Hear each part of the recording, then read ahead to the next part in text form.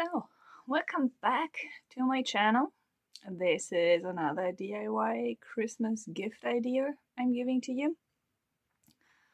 So, today I'm going into knitting. It is different from doing crochet. I can tell because I can just knit for an hour or two until my wrist really starts hurting. So, you need both hands for this kind of working and production with wool or yarn or so. Well, actually, for a year meanwhile I have that thing going on. It's becoming a poncho once it's done, but I'm just halfway through. So the big difference between knitting and doing crochet is you are needing less wool for the same place, or so it's getting lighter. So when you're doing crochet, it's usually it's usually heavier. So, or it's not, usually it is heavier because you are needing much more wool, yarn, whatever you are using. So so it's getting lighter. If you so my first thing I actually knitted was a scarf for my sister. So it was a gift. And but there are so many things you can do. Like, you don't have to be with a scarf. You can do a poncho. Like, I mean, I'm really looking forward to someday finish this one off, but let's see when this actually will happen. So, but if you are like me, struggling with working with both hands, or like just the movement, working with both hands, I guess there's no way really around it. There are those nice knitting machines.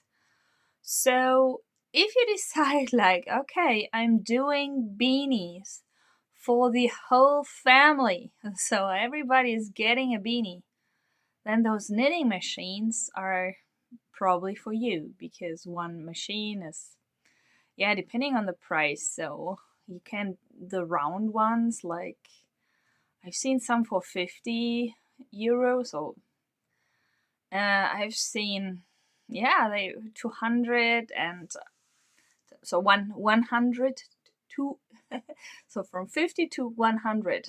So you can find anything in this price range. Then you have like 48 hooks, you have 40 hooks, and you have smaller than this. So smaller is if you want to do some socks. Also a possibility. Okay, I'm doing socks for the whole family. Okay, go ahead. Yeah. So this is this thing. So you can just start with a knitting machine and just you go on and you have your handle and you keep doing, rotating that thing. I probably would make something and put a bike on there so I can do some bike rides. Or I don't know, a drilling machine. Okay, done.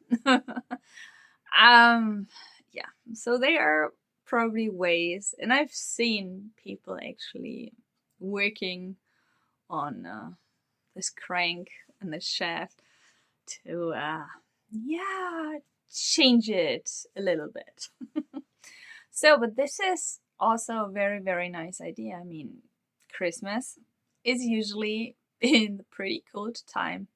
Okay, if you are not living in the south of the globe, so Australians, you better just turn around and have your smile, because those things are for you probably more for Eastern time, right? Okay, but I wanted to have also knitting in my list. So even if it's not much, because I'm not good at it, I can't do it.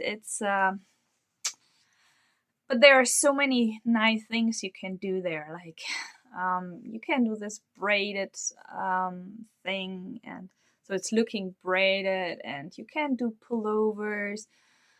You can also do those with a knitting machine. Yeah, so there are so many things you can knit when you're doing a pullover or something. So my grandma used to make so many pullovers in a year, and there were so many nice things you can actually do. But I'm totally the wrong person for this.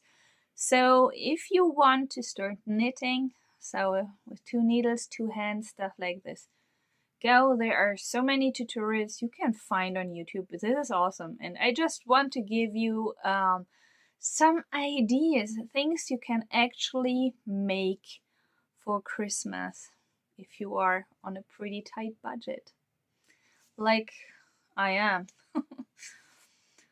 Okay, so this is all I wanted to tell you in this one. So see you in the next one. Bye bye.